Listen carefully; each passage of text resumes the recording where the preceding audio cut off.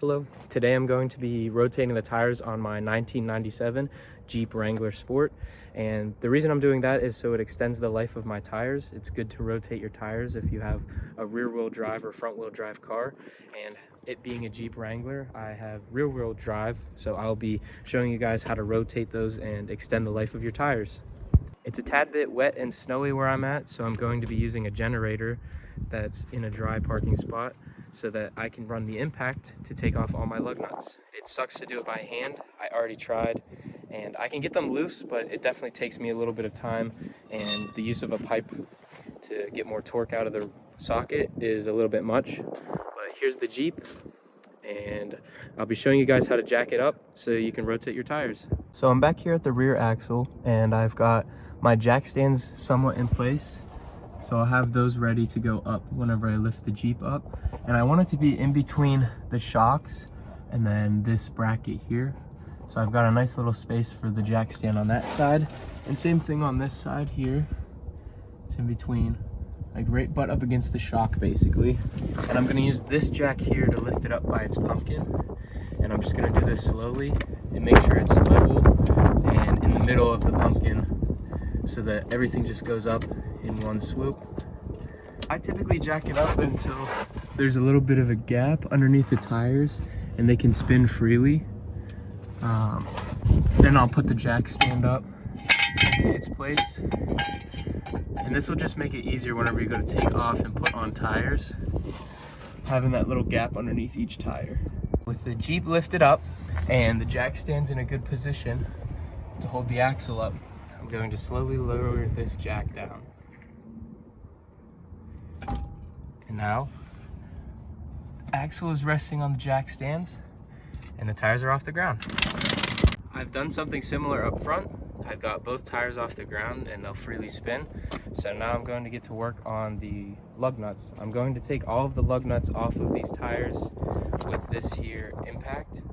And I'll do that by starting up this Honda. Is a little generator that I have. It's pretty old and it always starts up for me, so I'm gonna film myself starting it up. First, what you want to do is turn on the on switch for the engine, and that's located right there beside the pull cord. And then you want to turn the choke all the way to the left, which gives you full choke, and you want the fuel to the on position, which is all the way to the right. And if you ever forget, you have the symbols right there. And then I'm just gonna pull this cord and hopefully it'll start up for me. Now that it's running, you want to turn the choke to half choke, and then make sure that it can run without the choke on. Now that that's ready, I have all the power on, and the impact should run for me. And it does. So I'll take all my lug nuts off of the Jeep, and I'll come back to you guys whenever I get that done. So now that I have all the lug nuts off, I'm going to rotate these tires. And as I said before, the Jeep is rear-wheel drive. The rear wheels will go straight to the front. They'll go right up where the front one is. But this front one will go diagonal all the way to over here. And that's because as you drive in rear-wheel drive, you're just pushing the front tires most of the time, and that'll cause uneven wear as you turn. So whenever you switch it to diagonal, it'll allow it to wear evenly in the back, and then the back ones, which already wore evenly, hopefully, they'll just keep wearing the way they should, and eventually you can rotate them again and just keep doing that over and over again until your tires have no tread left and it's time to get new tires. But again, this will extend the life of your tires, so it's a really easy and good thing to do. So I'll just basically take off all the tires and rotate them as I said. I think this is a perfect example of why you should rotate your tires. This is the rear tire I just took off of this back one, and it's soon to be a front tire. And this is the front tire that's soon to be on the other side. And you can just see how much tread this has versus your rear tire. And it'll just help you get more life out of your tires if you rotate them. So I won't have to change my tires as soon as I would have if I wasn't going to rotate them. With the front wheel off, it's a perfect time to look at your disc brakes. As you can see, I still have quite a bit of beef left on this brake pad. And then to take a look at the other one, you can see the rotor in the middle. There's the brake pad on the left and the brake pad on the right. Both have really good amount of meat left on them, which makes sense because I recently did my brakes, but it's always good to check and make sure that your rotor isn't wearing unevenly and there's nothing going on with your brakes. It looks like there's no deep grooves or anything to be concerned about, so my braking system should still be good. Unfortunately for the rear brakes on this Jeep, they're drum brakes. So in order for me to look at the brakes and how they're doing, I'd have to take off this drum, and that's honestly a really big pain in the butt, and I don't want to do that. So I'm not going to do that. I'm pretty confident that these horseshoes in the inside are still able to stop my vehicle safely. I've got my tires in place, so next I'm going to lift them up onto their rotors. And to reiterate, this Jeep is rear-wheel drive, so the front wheels went diagonally to the back, so they crossed over. So the front left went to the rear right, and then the rear left went to the front left. If you ever have any questions, you can ask a local tire shop about where tires should be rotated, or you could also just Google it, and that'll give you the answer too. So I've got my tire in place, and first I start by putting the lugs on by finger so that I can make sure I'm not cross-threading anything. And that one's a little tight because of the pinch point, but all of the other ones went on just fine. So I'm going to get the impact and I'm going to tighten them down.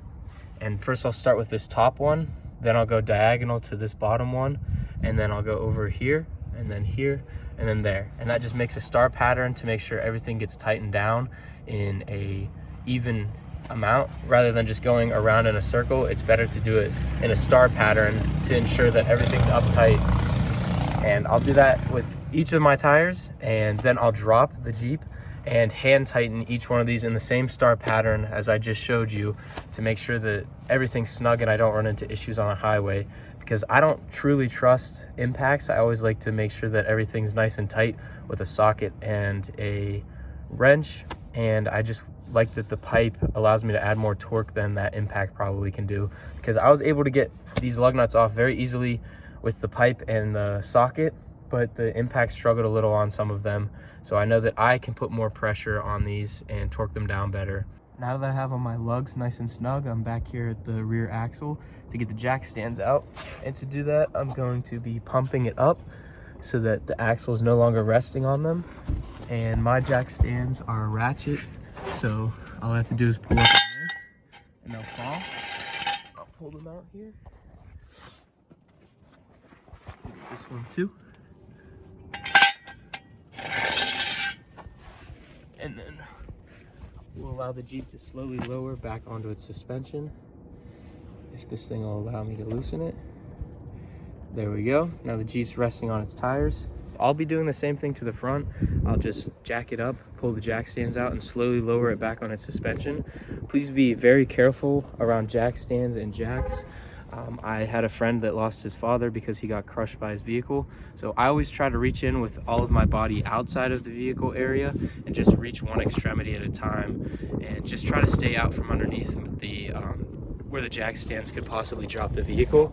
Luckily, I have a lifted Jeep, so I fit under here fairly easily either way, but just please be careful. And if you don't trust your skills with the jacks and jack stands, just go to your local tire shop. Rotating tires does not cost that much. I just wanted to save a few bucks and find something to do during my long break in between college semesters. With all the weight back on the tires, I've got my socket here and pipe set up, and I'm just gonna lean on it and make sure it's nice and tight.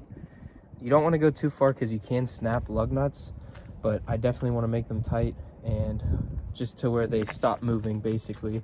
So you can see that I'm leaning on it and it's not moving anymore, so that one's nice and tight, and I'll just redo the star pattern just to finish it off. So thank you guys for watching, and if you have any questions, you can feel free to leave them in the comments. It's just rotating tires on this 1997 Jeep behind me. I love working on this thing whenever I have the free time. It's just something that I can do on days off like this. And like I said, just please be careful underneath the jacks and jack stands. Use your noggin and just be smart about everything, please. Enjoy the rest of your day.